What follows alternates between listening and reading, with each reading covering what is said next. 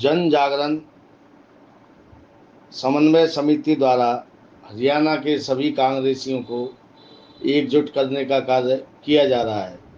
यह जानकारी समन्वय समिति प्रदेशाध्यक्ष योगेंद्र नाथ मल्होत्रा ने बंचारी गांव में पत्रकारों से बातचीत करते हुए दी। उन्होंने कांग्रेसी नेता पदम सरोत के निवास पर पत्रकारों से बातचीत करते हुए कहा कि कुलदीप बिश्नोई जी के नेतृत्व में हरियाणा के सभी कांग्रेसियों को एकजुट करने का कार्य किया जा रहा है।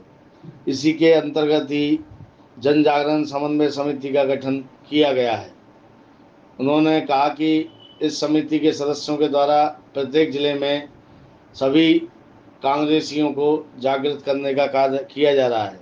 इसी कड़ी में प्रत्येक जिले में इकाइयों का गठन करके सभी की राय ली जा रही है।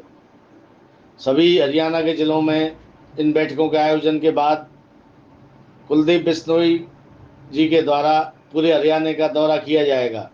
वह इसके बाद हरियाणा में एक विशाल रैली का आयोजन किया जाएगा, जिसमें प्रदेश तथा देश के सभी कांग्रेसी नेता एकजुट होकर के सभी कांग्रेसी कार्यकर्ताओं में जान फूंकने का कार्य करेंगे।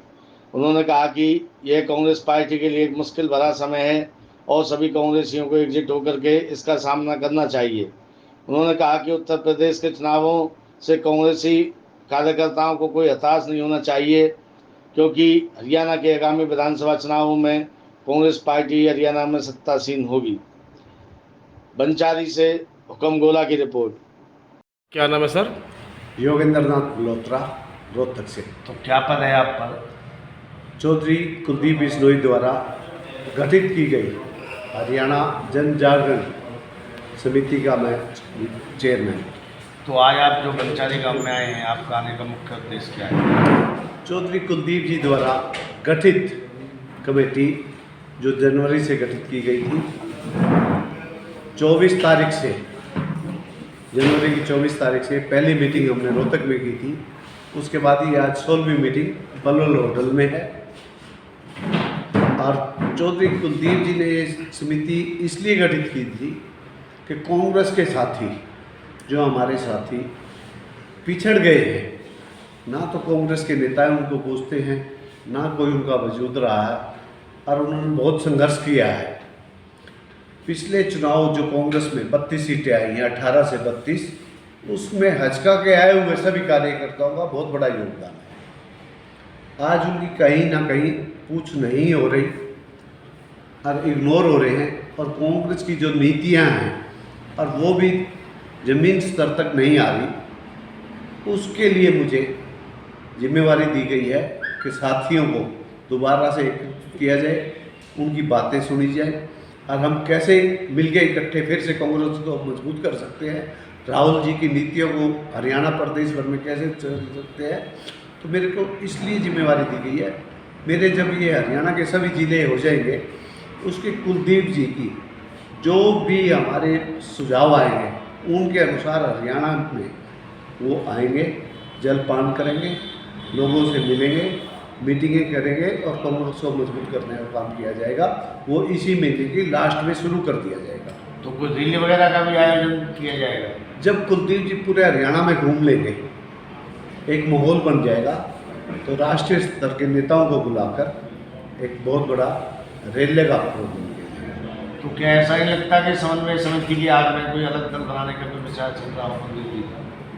देखो, संभावनाएं तो चलती रहती हैं, ये लोगों को सोचना है। अगर लोग नहीं सोचेंगे तो राजनीतिक लोगों का पता कैसे चलेगा। लेकिन कांग्रेस में रह के कांग्रेस को मजबूत किया जाएगा, और आने वाले मुख्यमंत्री चौधरी कुलदीप बिश्नोई। तो ये जो विधानसभा चुनावों का रिजल्ट आया है, इसका कितना असर हरियाणा पर पड़ेगा? इसमें हम धरातल में गए हैं, कोई बुरा बात नहीं है, क्योंकि लोग जो राजनीतिक आदमी हैं, प्रियंका गांधी अकेली दिख रही थी इस चुनाव में। जिन लोगों ने 40-50 साल से इस कांग्रेस के नाम से सदा सुख भोगा है, वो कहीं नहीं दिखे हमें। ये एक बहुत बड़ा सेटबैक है। उसी की भरपाई के लिए जो धरातल के नेता हैं, हम चाहते हैं हाईकमान उनको ऊपर लाए, ड्राइंग रूम के जो आदमी हैं उनकी वापसी की जाए। तो क्या आपको ऐसा नहीं लगता कि कांग्रेस अपनी ही पार्टी नेताओं कलह की वजह से सारे राज्यों में हारी है? कलह हर पार्टी में होती है, इस बात में कोई दो राय नहीं, लेकिन जो सत्ता में होती है उनकी छिप जाती है, जो सत्ता से बाहर होती है उनको ज़्यादा भाव दिया जाता है। तो हरियाणा में आपको ऐसा नहीं लगता कि कांग्रेस नेताओं की आपसे फूट के कारण पार्टी को नुकसान होने वाला है? अगर ये फूट नहीं होती तो आज जन जागरण समिति का उदय नहीं होता। इस फूट को ख़त्म करने के लिए इस जन जागरण समिति का उदय हुआ है और जल्द ही इस फूट को ख़त्म किया जाएगा। DBN 24 लाइव से बातचीत करने के लिए धन्यवाद। Thank you.